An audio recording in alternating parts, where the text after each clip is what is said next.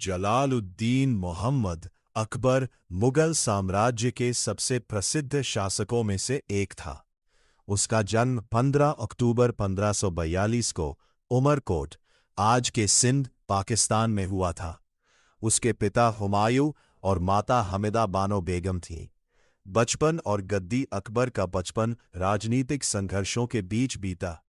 जब हुमायूं ने अपना राज्य दोबारा हासिल किया, तब अकबर को शासन की जिम्मेदारियों के लिए तैयार किया जाने लगा।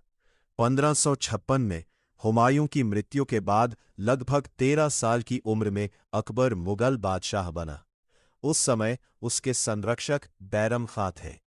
उसी साल पानीपत की दूसरी लड़ाई हुई, जिसमें मुगल सेना ने हेमू की सेना को हराया। इसके बाद अकबर का शासन मजबूत होने लगा। समय के साथ अकबर ने अपने साम्राज्य का बहुत विस्तार किया।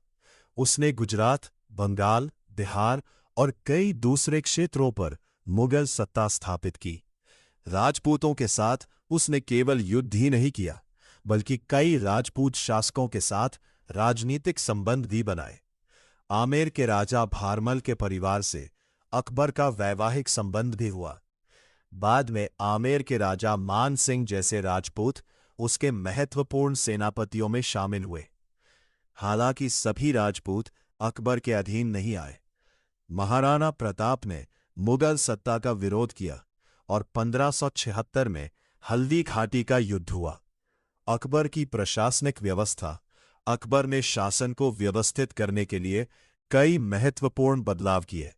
उसने अधिकारियों और सैनिकों की व्यवस्था को मजबूत किया और राजस्व व्यवस्था में सुधार किए। टोडरमल को उसकी राजस्व व्यवस्था के विकास में महत्वपूर्ण भूमिका के लिए जाना जाता है। अकबर ने धार्मिक मामलों में भी अपेक्षाकृत उदार नीति अपनाई।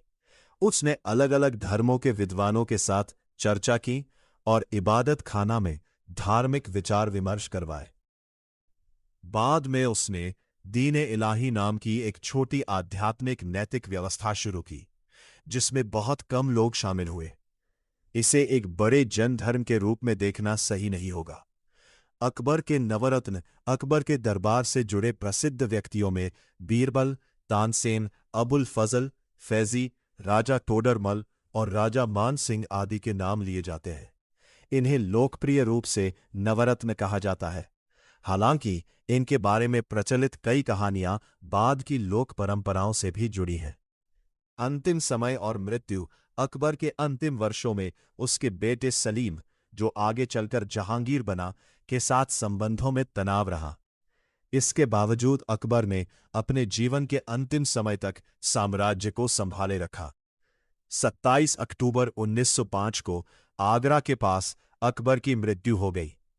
उसे सिकंदरा, आगरा में दफनाया गया। अकबर की विरासत केवल उसकी विजयों तक सीमित नहीं थी। उसके शासन में प्रशासन, राजस्व व्यवस्था, कला, वास्तुकला और सांस्कृतिक गतिविधियों का भी काफी विकास हुआ। इसी वजह से भारतीय इतिहास में अकबर को एक बेहद प्रभावशाली मुगल सम्राट माना जाता है।